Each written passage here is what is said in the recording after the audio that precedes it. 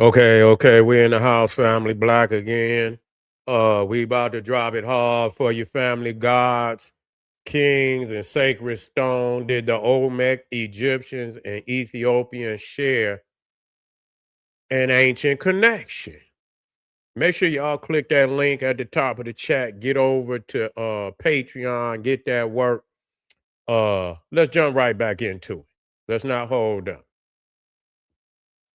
And so showing you how, both the Egyptian and the Olmecan, sarcophaguses had these stone knobs, on the sides of not just the sarcophagus, but even some of the stones they put into on the pyramids. And it's believed that they probably used them for, just almost like leveling, where they, what up, though, where they are lowering, almost like a crane type of situation, putting ropes on the end of them, very well, pulling them or whatever. But, it's still up for debate, what these knobs are. Okay. And so when we get to talking about the pyramids of Egypt, you talking about exquisite. You talking about they use all types of stone, all types of stone. So they have mastered almost every stone in the ground, you know. And you looking here, you talking about, and do you know how many sarcophaguses have been found? You talking about, man, you go into some of these museums, and man, they got hundreds and hundreds of sarcophaguses in these damn these museums. And so they probably found thousands and thousands of these sarcophaguses in ancient Egypt. So it's most definitely, and it's crazy. They got some that weigh up to almost 100 tons, where they buried the bulls and the apis bull down in these sarcophaguses.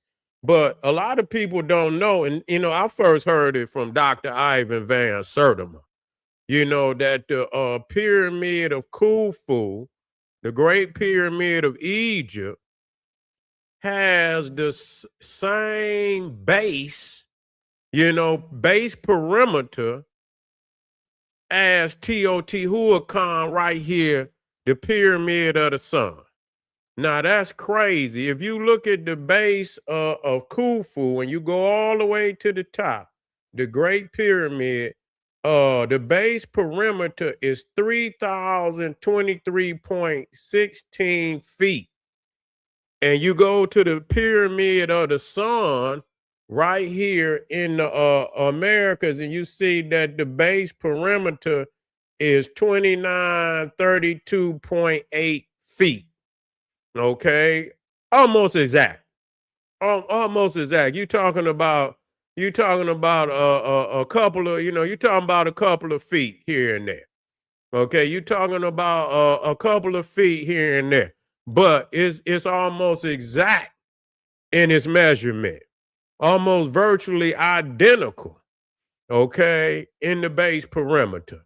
And so, how many coincidences is you gonna find before you come to realize that these great civilizations had contact, that that Egypt Kush was uh the university of the ancient world. A lot of people don't believe that the Egyptians could come across or the Kushites could come across. And so when you learn all of these currents that's out there in the ocean, okay, all these currents out there in the ocean. The main one is the North Equatorial Current. Okay, coming in, going from Africa to the Americas, from the Americas back to Africa. Okay, and so it don't make no. It's like a river in the ocean, and it'll bring you straight on over. Okay, it'll bring you straight on over. You don't even need a goddamn paddle for most. If you get off into the current, it's gonna bring your ass. You're gonna end up in the Yucatan. You're gonna end up. It's gonna bring you right up into the Gulf of Mexico. You see, and so these are facts. And so Thor Heyerdahl, European, with the Ra expeditions, he had this, theory, this, and wanted to prove that the Egyptians could uh sail to the Americas. Because sometimes you have a hypothesis that you got to prove. Okay. And so based on the reed boats that the Africans was using, not just the Egyptian, they were using the reed boat all the way up and down the Nile. Okay. So he designed, hold on, fam.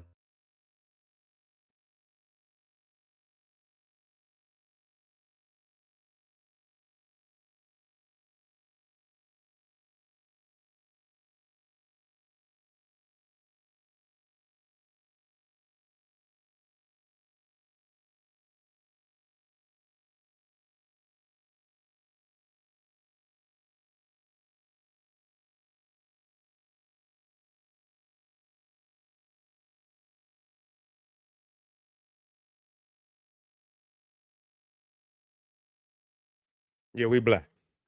So you see, he had an hypothesis. Now he had two ships.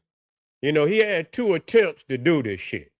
You feel me? And the first attempt he didn't make it. The first attempt he did not make it. He almost made it. Now it ain't like he broke down. He was damn near there. He was damn near 2/3 of the way, and that was the Ra Expedition 1, which you see right there, the X. You see, the boat started taking water, and so that's as far as it made it. But see, them white boys put that boat together.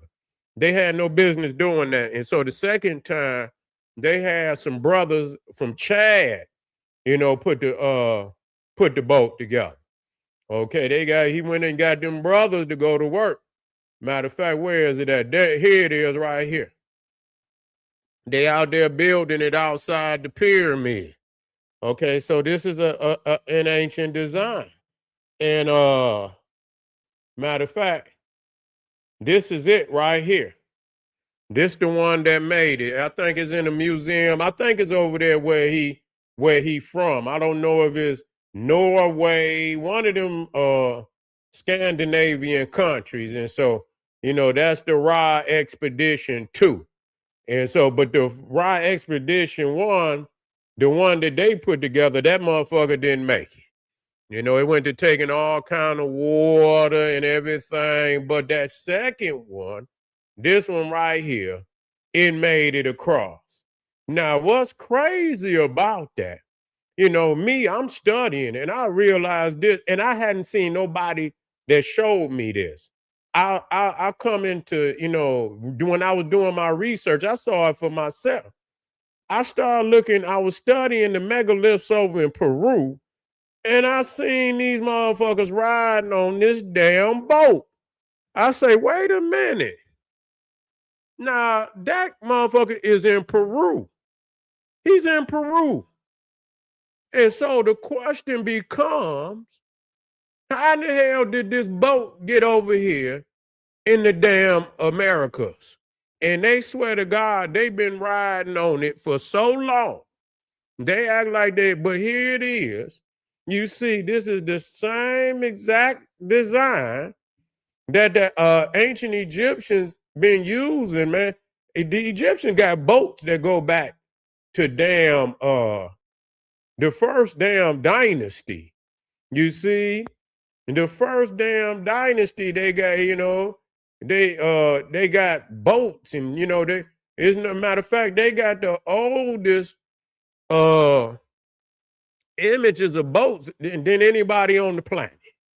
Okay, and they so connected to the water, and then even the gods is on up in the heavens floating on ships and arks and things of this nature. And so, they were very advanced with, their maritime skills and engineering and, navigation. They were very masterful in that. And so they got so many different type of ships down through they ain't just have one kind of ship because what he says, they got wooden ships.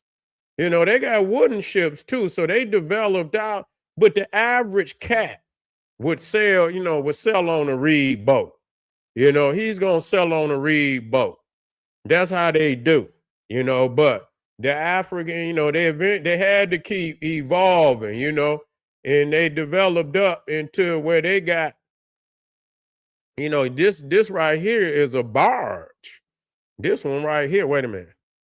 Where, they was carrying very large megalithic stones. You see what I'm saying? You talking about 7, 8, 800 tons. And so this ain't just no damn, this is a damn barge, and so if the other one could take to the ocean, why wouldn't you believe this one could take to the ocean?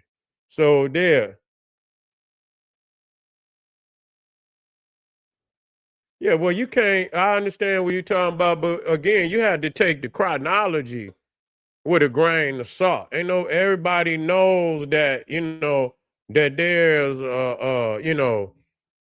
a European operation to shorten African civilization by thousands of years. This is necessary. This is necessary to shrink civilization by thousands of years. But even if you take the dates around the time that the Olmec was doing their thing was right around the same time of the New Kingdom, the 18th dynasty. And so, any which way it go, it's still in unison, no matter what. It's still in unison. Cause you're gonna have to explain how they were able to carve such heavy stones, and the only people on the planet that was carving stones like that was in the Nile Valley and over in India, areas like that. And so let me see, let me jump down here. I understand, and you had to take the chronology with a grain of salt. That's just all it is to it.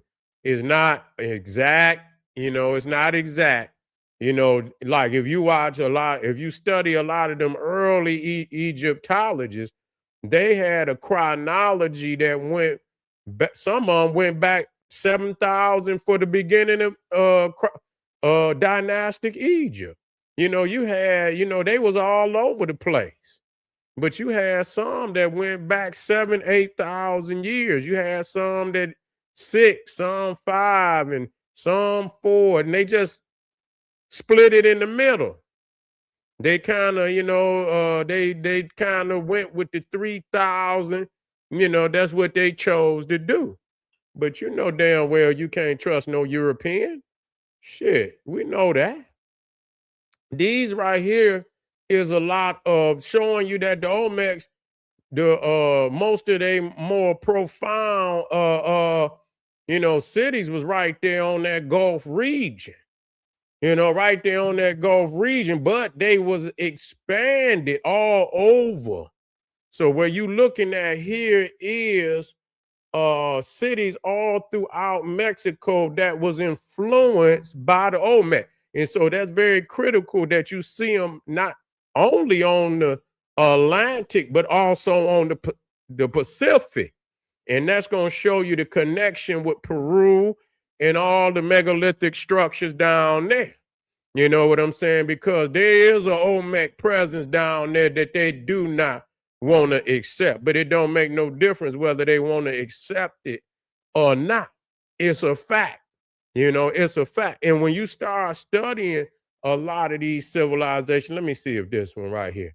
You can see right there them mountains and just like the Nile coming up out of them, at the heart in the interior of Africa and selling down up out of the highlands. So they the Olmecs went into the mountains, Tuxla mountains, and got the granite, to carve them Olmec heads and sell them down a lot, using the same technology that they used in the Nile. This is a fact. It's a fact. Even the way they put their damn codex together. Man, listen here.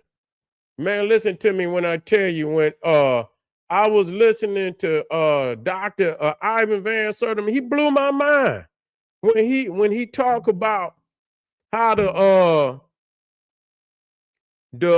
codexes that they make they paper with strips, just like the Egyptian, how they lay them papyrus strips, and then they go diagonal, and then they go horizontal, right? And then they beat it and let it dry.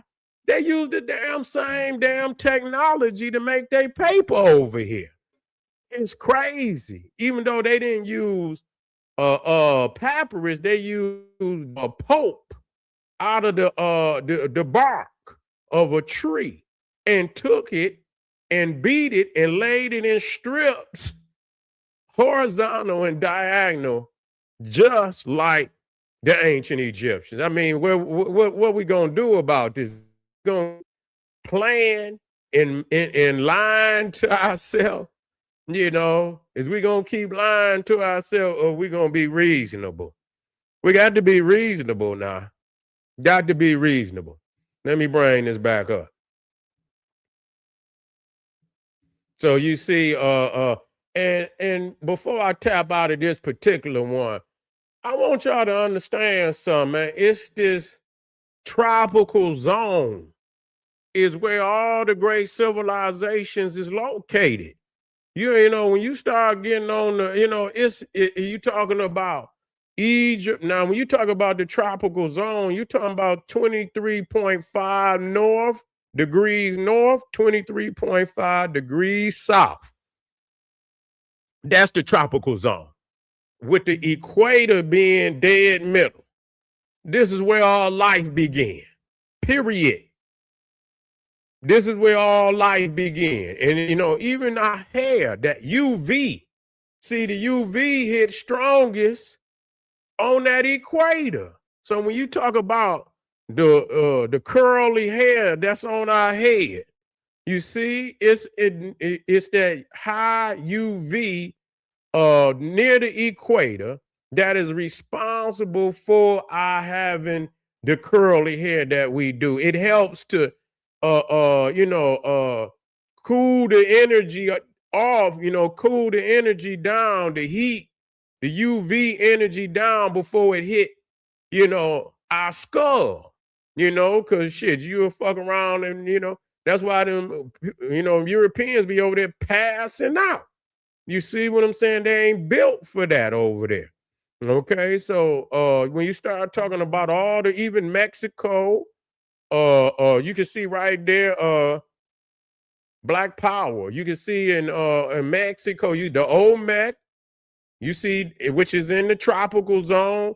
Even the other great civilization, the Inca down there in Peru, is in the tropical zone. Then you come over, you got Mali, Songhai, Ghana, Benin, the Nak, you got Lower Egypt, the part down there, Aswan is in the tropical zone, Nubia, Kerma, Merowe, Napata, you got Ethiopia, Aksum, you see all the great civilization, Aksum, you got great Zimbabwe, then you got the Congo, then you come across you got, even though Sumeria is not there, it's not up there in the tropical zone, But then you see, as you move from the tropical zone, those civilizations closest to Africa and to these areas became the next layer of civilizations. You see Greece and Rome and Sumeria, but then you got southern India also in the tropical zone. You got Angkor Wat, you got Champa, you got Bagan, if you're familiar with Bagan, and we're gonna talk about that. We're gonna come back and we're gonna talk. Hey Ray, you in the house?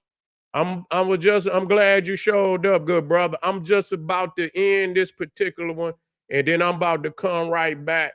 You know, I chop it up like that. I don't want too much sitting on one video. So y'all get ready to come back and build with the general, man. And we about to turn up this evening. I know it's about that time. So come on back, family. Make sure y'all click that link at the top of the chat and get over there to Patreon. Black Pop.